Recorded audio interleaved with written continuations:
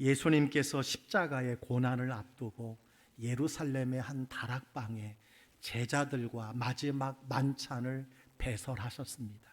준비한 식단은 간단한 빵과 포도주 뿐이었습니다.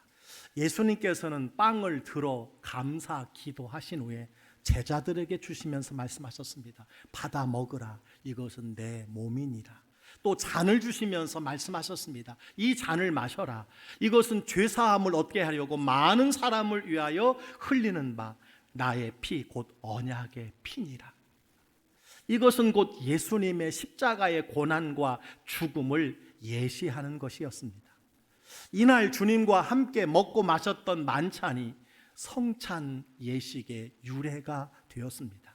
예수님은 만찬을 나누신 후 제자들에게 이것을 계속 기념하도록 명하셨습니다.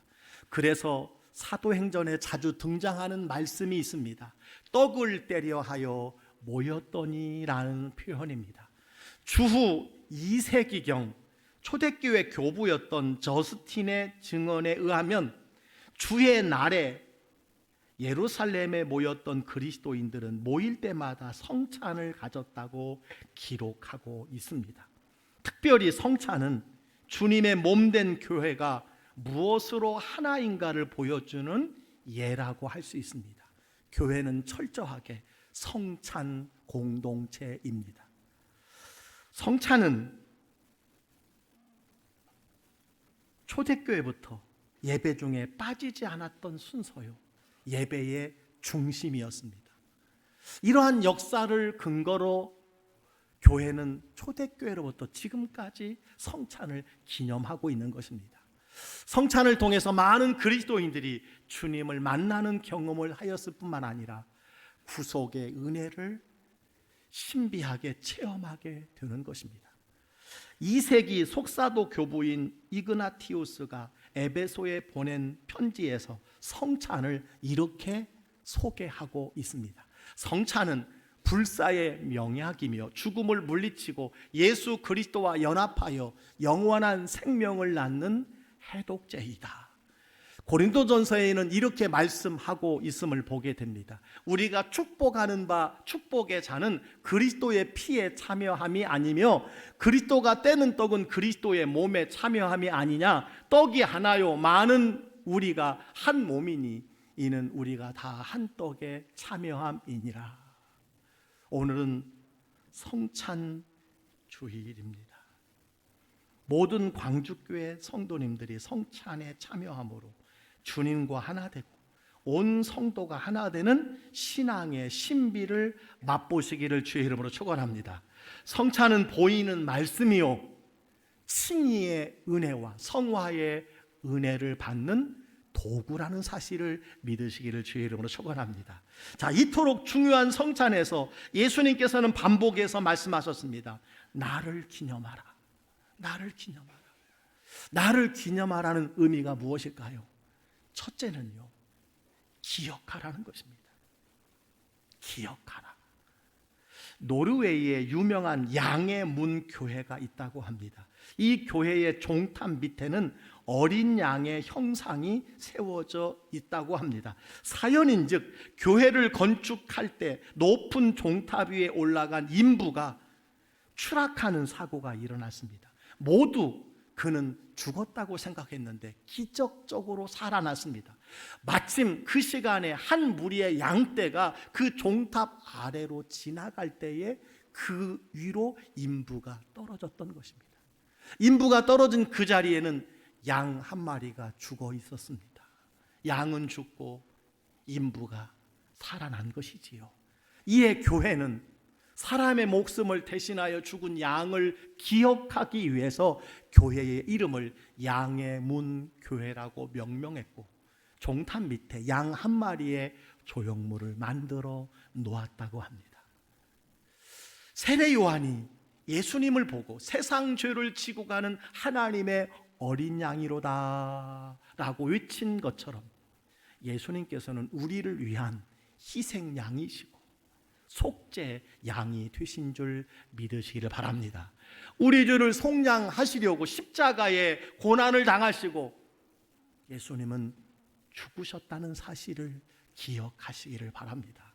오늘 본문 23절로 25절은 이렇게 말합니다. 예수께서 잡히시던 밤에 떡을 가지사 축사하시고 떼어 가라사대 이것은 너희를 위하는 내 몸이니 이것을 행하여 나를 기념하라 하시고, 이 잔은 내 피로 세운 새 언약이니 이것을 행하여 마실 때마다 나를 기념하라 하셨으니, 여기 기념하라는 단어는요, 아남네시스라는 단어로 기억하라는 뜻입니다.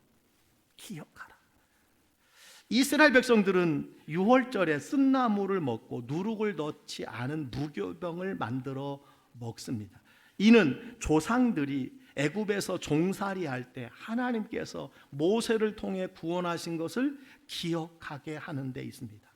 애굽에서 급히 나오느라고 쓴 나물에 발효되지 않은 빵을 먹었기에 지금도 유월절 정기를 통해서 하나님의 은혜를 기억하게 되는 것이지요. 우리도 이 성찬을 통해서 주님이 하신 일을 기억해야 합니다. 생각 없이 빵과 잔을 먹고 마시면 안 된다는 것입니다. 적어도 이것이 무엇을 의미하는지를 알고 먹고 마셔야 한다는 것입니다. 그래서 교회는 어린아이들과 세례를 받지 않은 분들에게 성찬의 빵과 잔을 나누지 않는 오랜 전통을 가지고 있습니다. 성찬의 빵은 예수님이 우리를 위하여 십자가에 못 박혀 살이 찢기신 것을 기념하는 것이고, 성찬의 잔은 예수님이 십자가에 못 박히시고 창으로 찔리시고 가시 면류관을 쓰시고 피 흘리신 것을 기억하는 것입니다.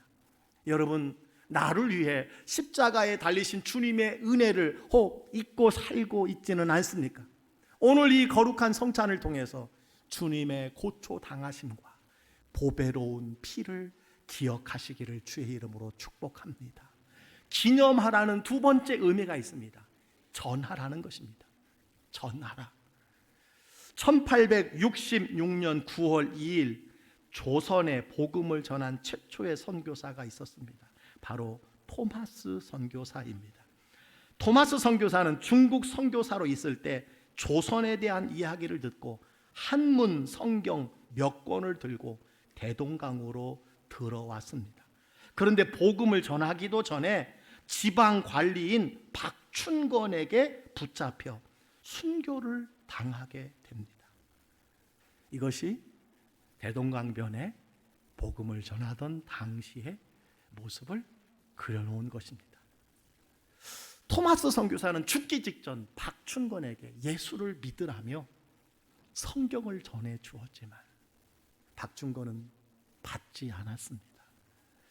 나중에 박춘권은 모래사장에 던져진 성경을 주어서 집에 가져갔고, 그는 성경을 정독한 후에 예수를 믿고 안주교회 장로가 되었다고 전해져 오고 있습니다. 그리고 박춘권의 조카 이영태라는 사람이 있었는데, 한 권의 흩부러진 성경을 가진 박영식의 집의 벽에 벽지로 사용된 그 성경을 읽고 예수님을 영접하고 교인이 되었다고 전해져 오고 있습니다. 그는 후에 선교사를 도와 한글로 성경을 번역하는 사람이 되었다고 합니다. 여러분, 죽음으로 성경을 전한 토마스 선교사가 있었기에, 성경을 전한 사람이 있었기에 이 땅에 복음이 전해진 것이라는 사실을 우리가 기억해야 합니다. 오늘 26절에 예수님은 이렇게 말씀합니다. 너희가 이 떡을 먹으며 이 잔을 마실 때마다 주의 죽으심을 오실 때까지 전하는 것이니라 말씀해 주셨습니다. 전하는 것이니라는 말씀은요, 선포하다는 뜻을 가지고 있습니다. 여러분, 무엇을 선포해야 합니까? 예수 그리스도의 십자가의 사랑과 죄사함의 은혜를 전해야 하는 줄 믿습니다. 아직도 예수 그리스도의 십자가 사랑과 구속의 은혜를 알지 못하는 사람들이 참으로 많이 있습니다. 예수님의 십자가의 죽으심을 주님 다시 오실 때까지 전하라고 주님께서는 말씀해 주셨습니다. 이 성찬을 통하여서 오른손에 있는 7뼈를 붙잡고 7 금촛대 사이를 거니시느니 만왕의 왕, 만주의 주, 구원자, 평화의 왕 예수님을 전하리라. 내가 증거하리라. 다짐하는 시간이 되시기를 주의 이름으로 축복합니다. 기념하라는 세 번째 의미가 있습니다. 살피라는 것입니다. 오늘 27절에 이렇게 말합니다. 그러므로 누구든지 주의 떡이나 잔을 합당치 않게 먹고 마시는 자는 주의 몸과 피에 대하여 죄를 짓는 것이니라. 그저 때가 되었으니 성찬의 빵과 떡을 기념한다 생각하는 분이 계십니까? 내가 세례받았으니 나는 참여한다, 이런 단순한 생각에 참여하지 말라는 것입니다.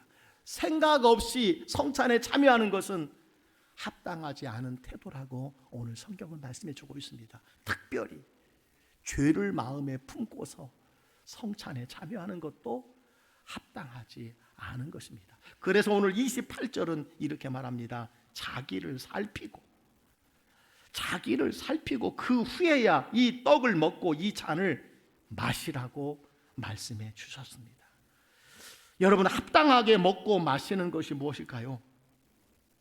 주님이 내 죄를 위해서 십자가에 죽으셨다는 사실에 합당한 것은 무엇일까요? 적어도 성찬을 받는 이 시간에 여러분도 다른 사람을 용서하고 용납하고 사랑하기로 결심해야 한다는 것입니다. 주님은 내 죄를 위해 죽으셨는데 내가 미움, 다툼, 시기, 질투하면서 먹고 마실 수는 없다는 것입니다. 합당하다는 것은 용서한다는 것이요, 용납한다는 것이요, 경건하고 신성한 마음으로 참여한다는 것입니다.